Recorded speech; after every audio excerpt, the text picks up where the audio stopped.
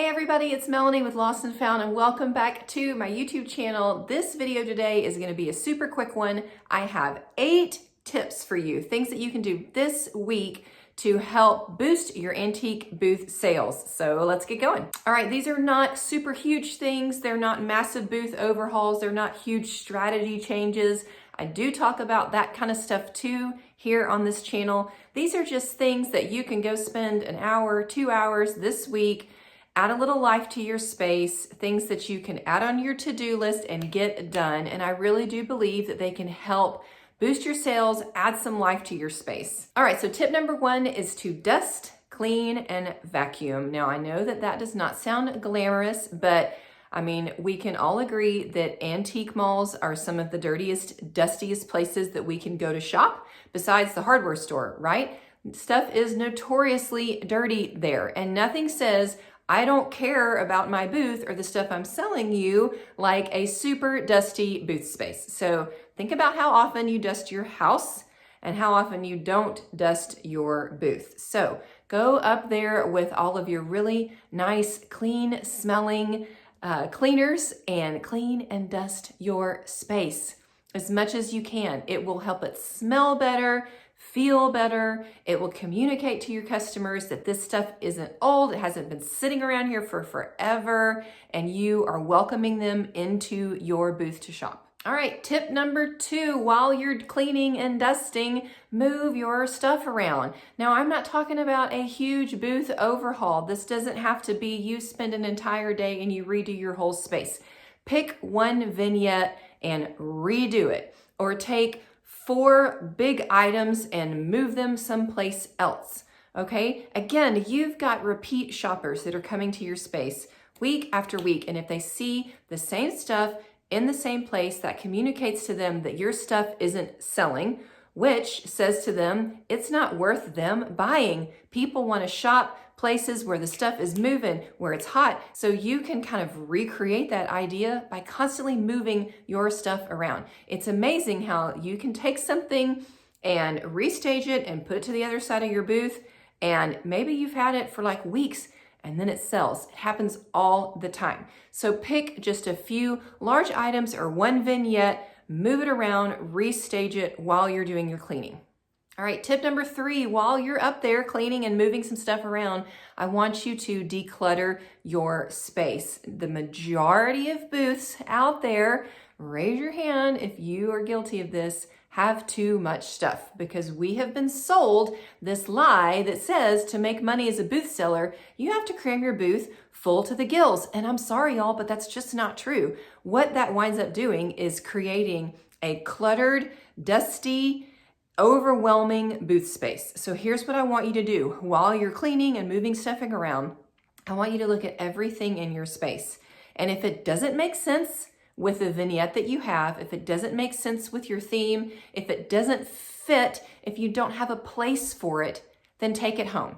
Now, that doesn't mean you can't sell it ever. It just means maybe right now it doesn't fit in your space. So this happens to me all the time. I'll create seasonal vignettes. Let's say I make a gardening vignette and I sell just about all of it, and then all I have left is like one rake. Well, then it's really dumb to just have one random rake sitting there when the rest of my stuff has nothing to do with that. You get what I'm saying? So I'm gonna take the rake home.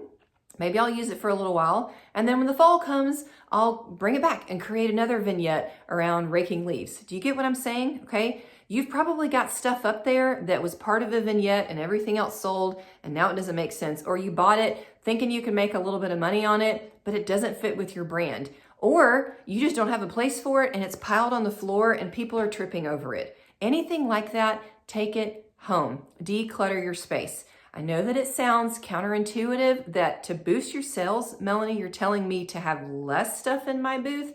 Yes, I am. Please just try it. Just try it this week. If something doesn't fit or you don't have room for it, take it home and create a space that is less overwhelming. Highlight your best stuff, the stuff that you can display really well right now, and that will attract more customers to your booth.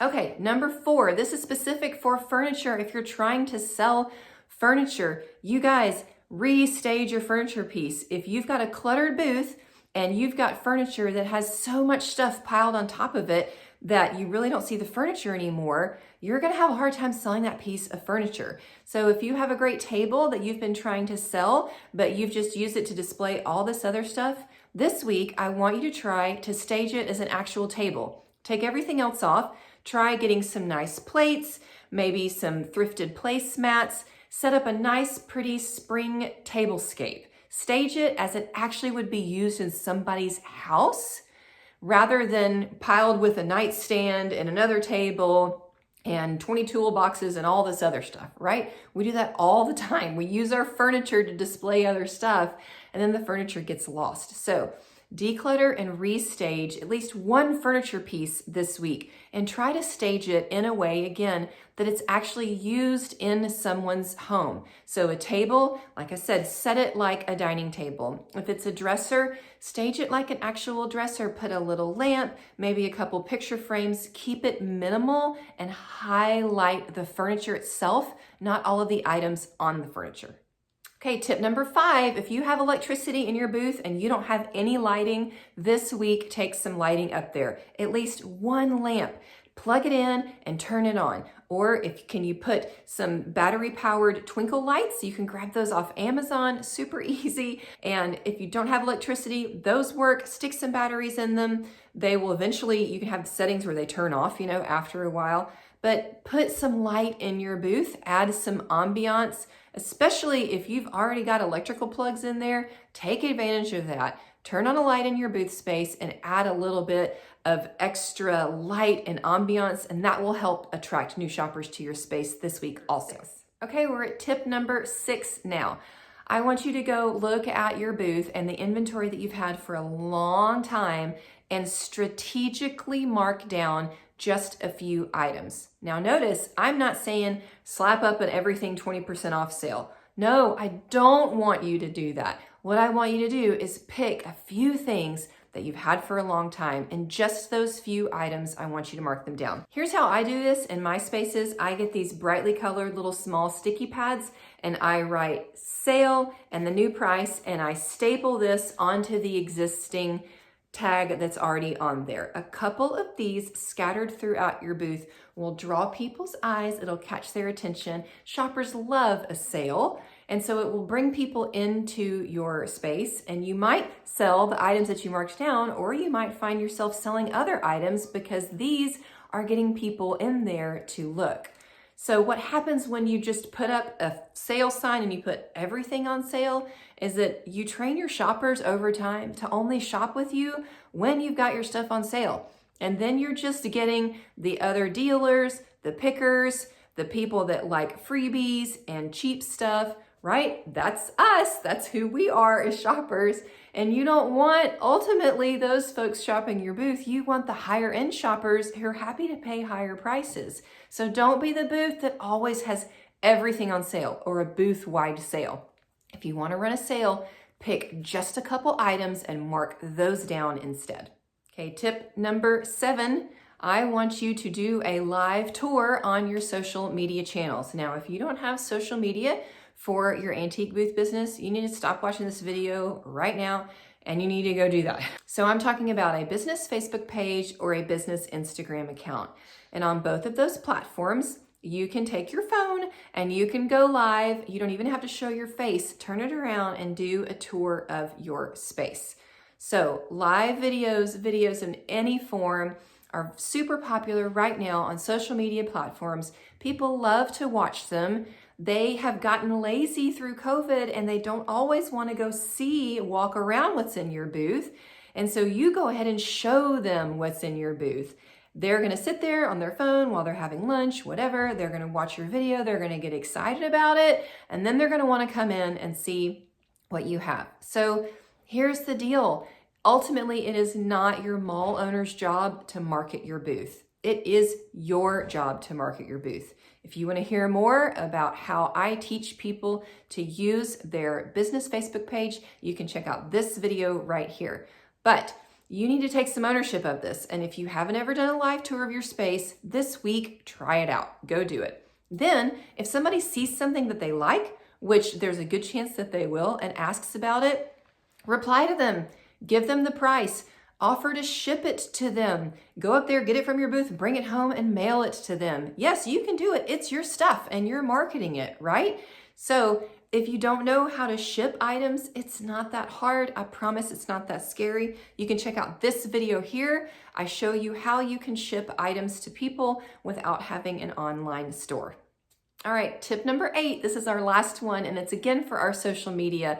I want you to go post some sneak peeks of items that you have coming in. Another thing that people love on social media is behind the scenes. And so if you've got stuff that you're working on, that you're cleaning, that you're tagging, that's maybe still in boxes in the back of your trunk from your trips to the garage sales, post some sneak peek pictures of those items. Build some excitement that you are constantly finding new things to bring in and that your booth is, stuff is selling, stuff is turning over, you've always got fresh stuff. And you may be surprised that there will be people that want to buy stuff from your sneak peeks before you ever even get it up to your booth. That's an easy thing that you can do on your social media this week to build some hype for your business. All right, so those are 8 things you can do. You don't have to do all of them. Try 1 or 2 this week. Do all of them if you can. I think that they will make a difference this week in your business. And if you want more help in your antique booth business, I've got a whole playlist of videos that you can watch. And then I also have my dedicated 4-week Booth Seller Bootcamp online course. So Bootcamp is always open. You can hop in whenever you like. I've got the link for it up here. It is for the folks that are ready to take their booth from a hobby to a business, take it to the next level, and start being strategic about what they're doing so they can see business level income for their booth. If you're not a Lost and Found subscriber, then please hit that subscribe button. We talk a lot about antique booth businesses on this channel. I'm here to help. I really believe that you can turn this into something that is profitable and that is a blessing for both you and your family, and a fun way to make some money. Y'all are amazing. Thank you so much. Let me know in the comments if there's something that you've tried or if you've got another quick tip to share. Please share. Let's pool our knowledge so we can all help each other improve this industry and have great businesses. I'll see you guys again soon.